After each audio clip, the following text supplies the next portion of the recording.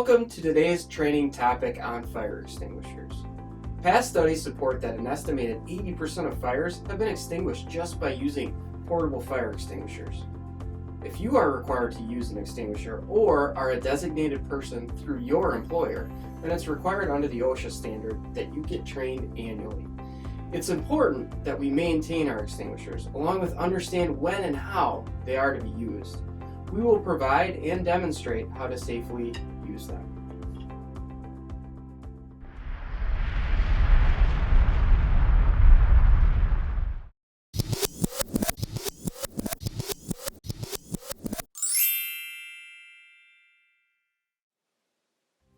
Today we'll be covering general fire principles, fire extinguisher guidelines, and requirements under OSHA Standard 1910-157. We will cover portable extinguisher use, maintenance of fire extinguishers, and basic life safety concepts when using a fire extinguisher.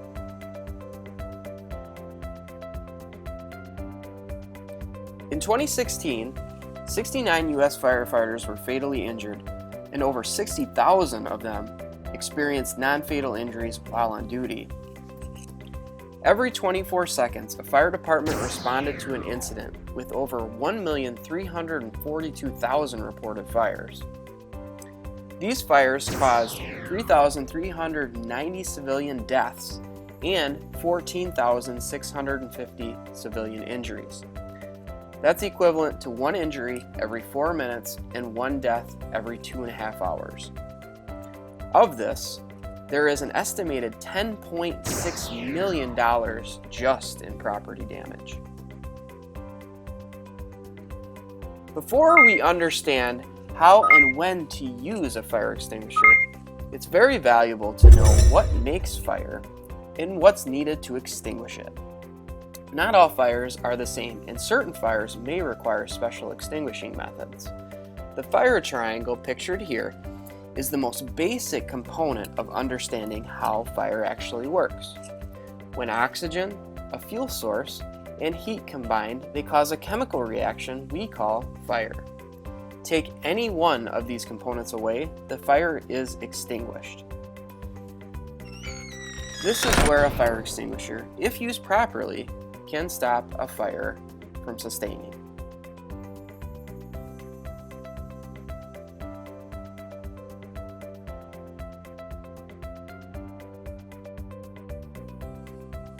By taking away properties that sustain fire, fire extinguishers are an effective method in eliminating them. We will discuss different classes of fires, which will assist in understanding basic instruction on how to put them out. Let's start with Class A. Class A fires are those with a fuel source of paper, wood, rubber, and some types of plastic materials. Class A fires can easily be eliminated by taking any of the components away from the fire triangle. They are the most common fires of all the classes we will discuss. An ABC fire extinguisher can be used, but if it's not available, Class A fires can simply be put out with water. Class B fires are fires that involve petroleum, greases, tars, oils, lacquers, alcohol, and other flammable gases. Using just water on a Class B fire will actually spread and should be avoided. You may have seen before that some flammable liquids can sustain fire on the top of water. Water can actually spread a Class B fire. Using dry chemical agents that blanket the flames can put them out, such as the use of an ABC fire extinguisher or a fire extinguisher rated for Class B fires. Class C fires, on the other hand, are fires that involve energized equipment. Some examples could be electrical control panels, wiring, outlets, and power strips. Water should always be avoided, as an electrical charge could pass through your body when spraying water on an electrical fire.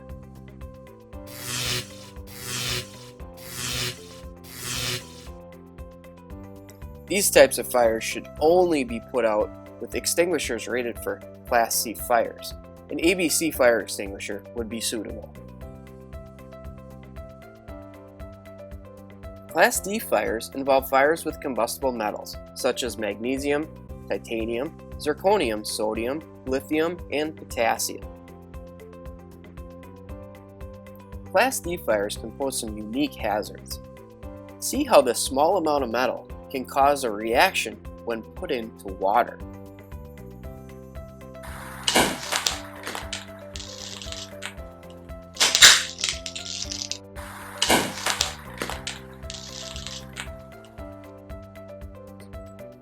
Fire extinguishers for this type of fire should be rated for a Class D. Class K fires typically involve cooking ingredients with fuel sources of vegetable, animal oils, or fatty tissues. A grease or oil fire combined with water causes, well, a much larger fire, like what's pictured behind me. Let's take a look at this live. Please don't try this at home.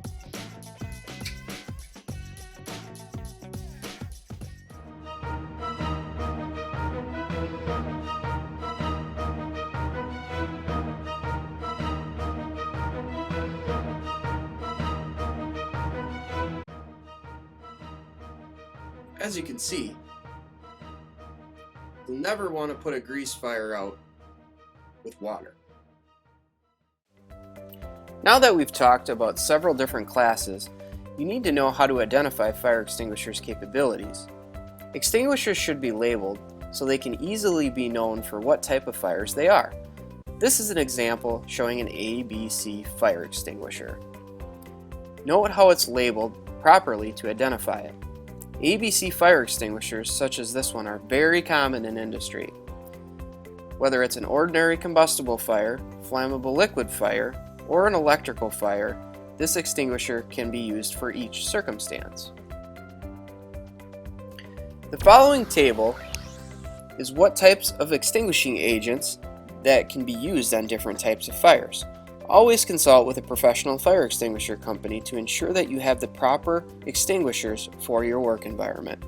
Generally, you will find ABC fire extinguishers as the most common. If you use Purple K, CO, or Halon agents, you must also be familiar with their operations and capabilities. Prior to using fire extinguishers, we should be familiar with the general principles.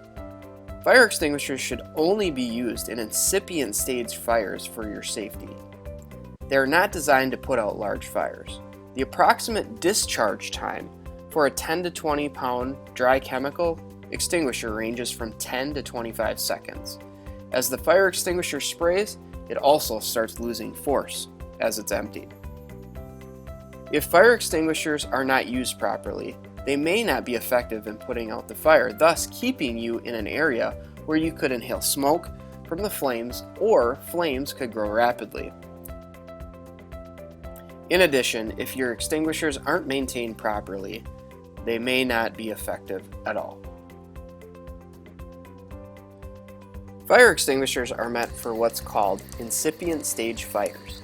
This is a fire that is in the beginning stages that can be put out with a portable extinguisher without the need of respiratory equipment. This basically means the fire is contained, it's not spreading, and is not immediately dangerous to life and health. If your gut feeling tells you to get out, sound the alarm and evacuate immediately.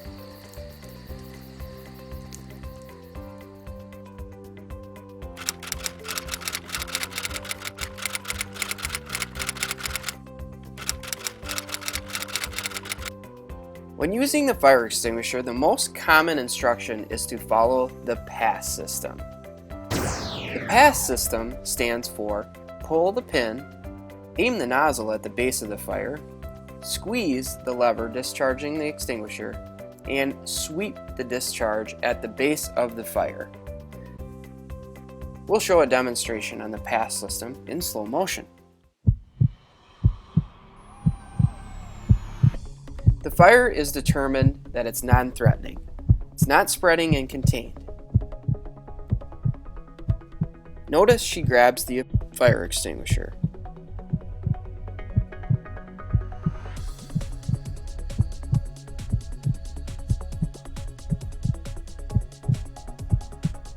pulls the pin.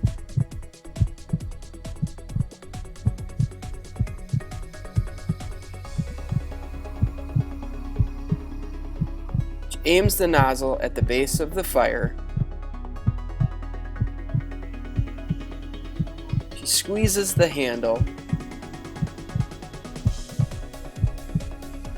And very importantly, sweeps at the base of the fire, discharging that fire extinguisher until that fire is out.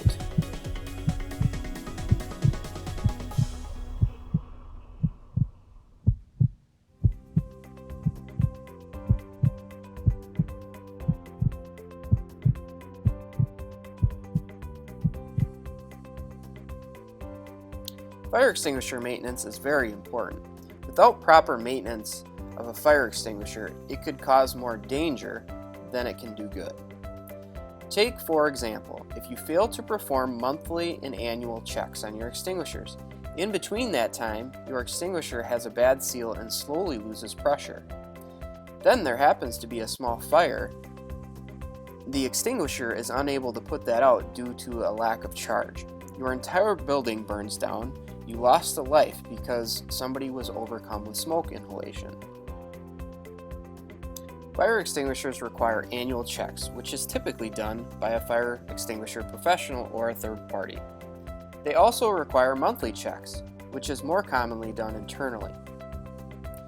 Finally, depending on the type of class fire, you must ensure you have the appropriate amount of extinguishers in various locations.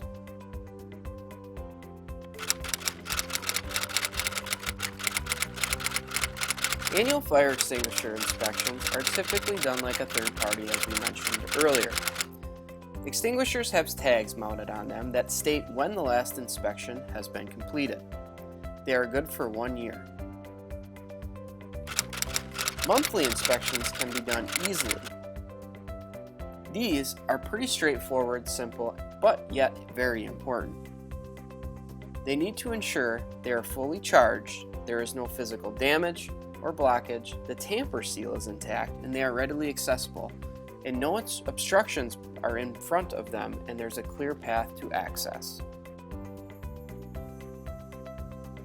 Let's review this extinguisher.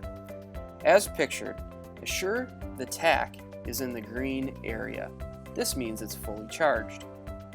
There should be a plastic tamper cord on your extinguisher that is not broken or damaged. Ensure there isn't noticeable damage or physical damage of the fire extinguisher and nothing is blocking its path or directly in front of it. Always ensure you follow any other manufacturer's recommendations for your checks. Here is a brief example of 2 extinguishers. As you can see, one is fully charged and the other is not. This is a good example of what happens sometimes over time with fire extinguishers if they are left unchecked.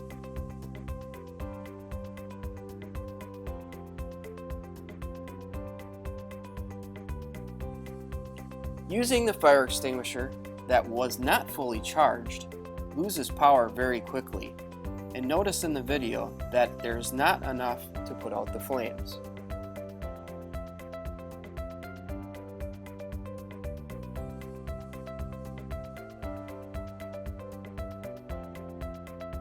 If you ever run into a situation where the extinguisher doesn't put out the flames, you need to evacuate immediately.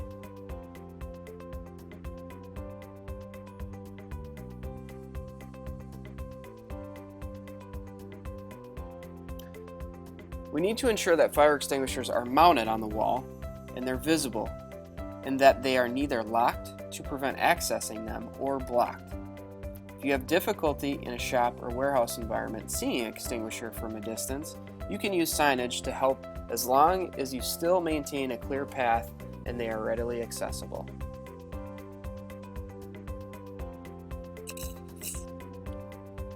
There are rules and guidelines associated with how far away an extinguisher must be depending on the type of fire you are dealing with. Always check with your local fire marshal for the latest guidance in your district. Typically, Class A hazards must not exceed 75 feet of travel. Class B travel distance can't be more than 30 or 50 feet depending on the severity of that flammable hazard. Class C is required where energized equipment is used. Class D should not be placed more than 75 feet of combustible metal hazards. And then Class K is required within 30 feet of the hazard.